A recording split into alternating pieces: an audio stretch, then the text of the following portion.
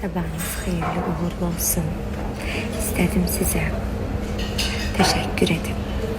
Dünən yeni mahnımızı təqdim elədik. İnanmazdım mahnı bu qədər. Bir balaca parça paylaşdıq.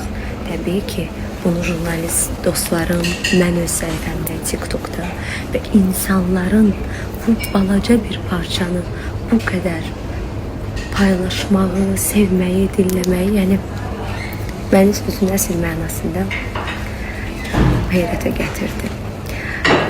İzləndiyimiz sevgilər həyatımızda olmasın və heç kəs deməsin ki, mən səni sevməməliydim.